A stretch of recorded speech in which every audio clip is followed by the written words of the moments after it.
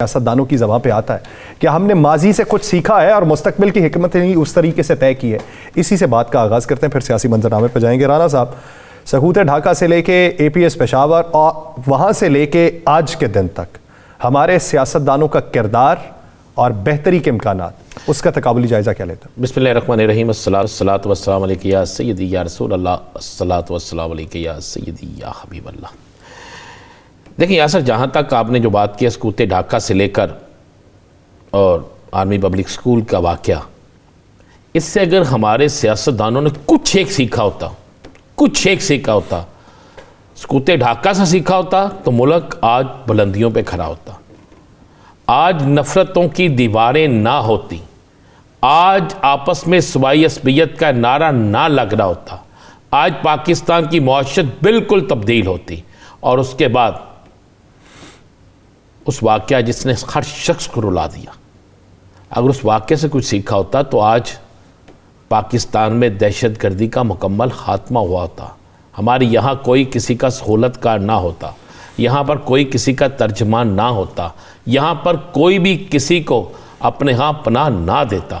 لیکن بدقسمتی کیا, آج کے دن مجھے افسوس ہو رہا ہے یار سر, اتنی بڑی سیاسی جماعتیں, اتنے بڑے اجتماع, اتنے بڑے انٹرویوز, گھنٹہ ٹی وی پر لیکچر, سارا کچھ کر رہی ہیں. کتنے لوگوں نے سکوت ڈھاکہ کی بات کی, کتنے لوگوں نے آج آرمی پبلک سکول کی بات کی, کتنے لوگ, کتنے سیاستدان ان شہید بچوں کے گھروں میں گئے, کتنے لوگ آج یہ عہد کروایا اپنی جماعتوں میں کہ آج کے بعد سکوت ڈھاکہ جو ہے اس جیسا واقعہ نہیں ہونے دیں گے. آپ کہتے ہیں کہ سیکھا, نہیں سیکھا. ہمارے سیاستدانوں نے پتہ کیا سیکھا ہے؟ آؤ ایک دوسرے کی ٹانگیں کس طرح کھینچنی ہے, جو اقتدار میں بیٹھا ہے اس سے اقتدار کس طرح چھیننا ہے, کس پر کیا الزام لگانا ہے, کس کے لیے کیا مقدمات تیار کرنے ہیں, کس کو کس طریقے سے کہاں پہ لے کر جانا ہے. یہ سیکھا بس.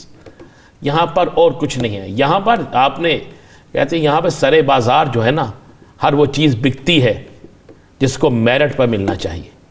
یہاں پر سرے بازار ہر وہ چیز مل جاتی ہے جس سے حاصل کرنے کے لیے ایک جدوجہد چاہیے.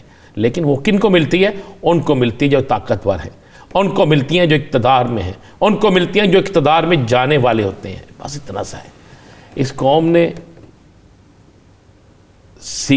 سیکھ لیا ہے, سیاستدانوں نے نہیں سیکھا. وہ کہتے ہیں نا, یہ وہ بازار ہیں جس میں فرشتے آ کے بک جائیں, یہاں ہر چیز بکتی ہے, خریداروں بتاؤ کیا خریدو گے. وہی خرید و فروخت چل رہی ہے, بالکل چل رہی ہے. یہاں پہ یہ چل رہا ہے کہ فلانے کو گرا دو, فلانے کو اٹھا دو, فلاں کو اپنی جماعت میں لے آؤ, فلاں کو نکال دو.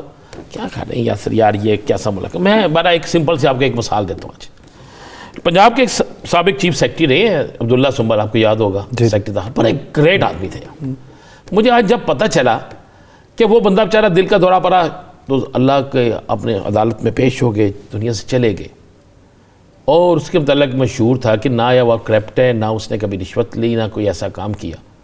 اس کی فیملی آج کے دن تک بھی سرکاری گھر جو الاٹ ہوا, جس کی الاٹمنٹ کا حکم ہوا, لیکن اس کی فیملی کو آج کے دن تک بھی وہاں پر شفٹ نہیں کیا گیا. آج کے دن تک بھی اسٹیل نہیں شفٹ کیا گیا. اس کی وجہ کیا ہے؟ اس کی بڑی کلیئر اور صاف وجوہات یہ ہے کہ یہاں پر سیاستدان کو مل جاتا ہے, وہ زندہ ہوتا بیوروکریٹ شاید مل جاتا, مرنے والوں کی فیملی کو پوچھتا کوئی نہیں ہے.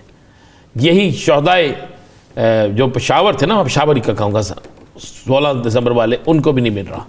یہ ان شہیدوں کو بھی نہیں مل رہا جو دہشت گردوں کے ساتھ لڑ رہے ہیں, اپنی جانیں دے دیتے ہیں. سکوت ڈھاکہ کے بعد یہ سلیبس بن جانا چاہیے تھا.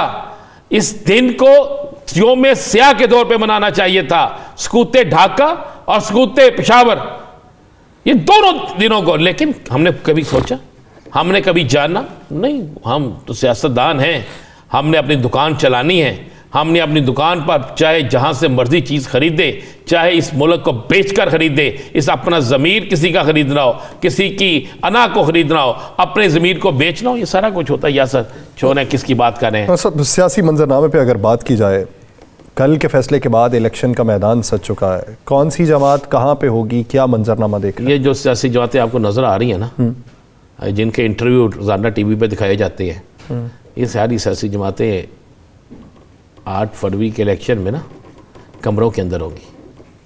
یہ اس طرح کاغذ پکڑا ہوگا انہوں نے, اور فون کان کو لگایا ہوگا, بھئی یہ کیا ہو گیا, یہ آوازیں آنی ہیں. میں آپ کو یہ بتا رہا ہوں.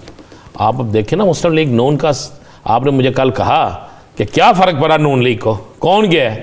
شاہد خان عباسی نے کہہ دیا نا, اعلان ہونے والا ہے نا. تو شاہد خان عباسی ایک شخص کا نام نہیں ہے, شاہد خان عباسی ایک سوچ کا بھی نام ہے. شاہد خان عباسی کے ساتھ ایک بہت بڑی ٹیم ہے. آپ کا پوٹو ہاتھ سے تو آپ ہو گئے نا سیاسی طور پر یتیم, سندھ سے آپ ویسے نہیں ہیں. کے پی کے اندر آپ مولانا فضل الرحمان کے ہیں. ایک دن پہلے آپ کو پتا نا مہتاب عباسی چھوڑ گیا نا ان کی لیگ کو. جب عروج میں جس جماعت کو آپ دیکھتے ہیں, جب ان کے لوگ چھوڑنا شروع کر دیں, تو پھر آپ ذہن میں رکھیے گا بات کسی نہ کسی طرف جا رہی ہے. پھر آپ اس بات کو ذہن میں رکھیے گا کہ آپ بچت کے ذریعے ان کے پاس نہیں ہیں.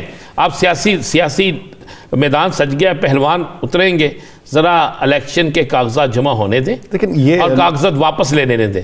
پھر ذرا ان بڑی پارٹیوں کو, میں سب بڑی پارٹیوں کا کہہ رہا ہوں, پھر ذرا ان بڑی پارٹیوں کو اچھا, دیکھیے. وہ بڑی پارٹیوں میں کون سی پارٹی؟ میں مسلم لیگ نون اور پیپلز پارٹی کو کہہ رہا ہوں, تحریک انصاف کو تو انہوں نے اپنے طرف سے کھڈے لین لگایا ہوا ہے نا, وہ تو نکلے گی 8 تاریخ کو, ایسے نکلے گی جیسے ان کو سمجھ نہیں آتی.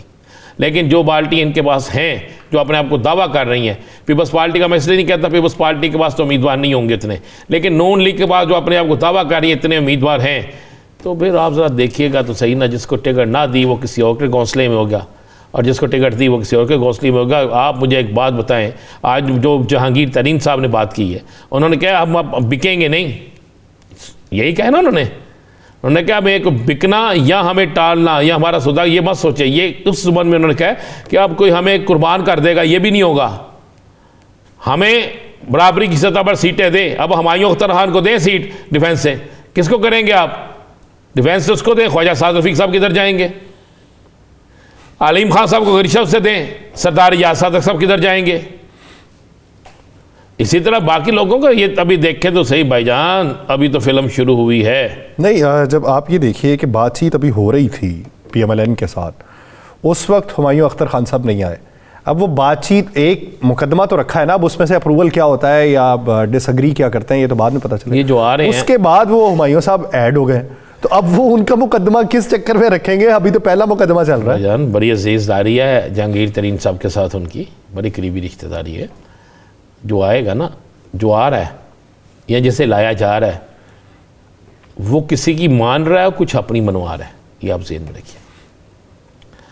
خان صاحب نے سیاست کرنی ہے نا, ہمایوں اختر خان ہے, جی تو الیکشن کے بغیر کیا سیاست کریں گے؟ وہ سیاست کرنی ہے تو پارٹی میں شمولیت تو مجھے بتائیں, وہ دیگر تو دوسروں کی طرح کہہ دیتے 4 دن بعد آئیں یا 6 دن بعد آئیں, وہ 20 دن بعد آئیں, ابھی تو کاغذات جمع ہونے ہیں نا, ابھی تو بڑا کچھ ہونا ہے.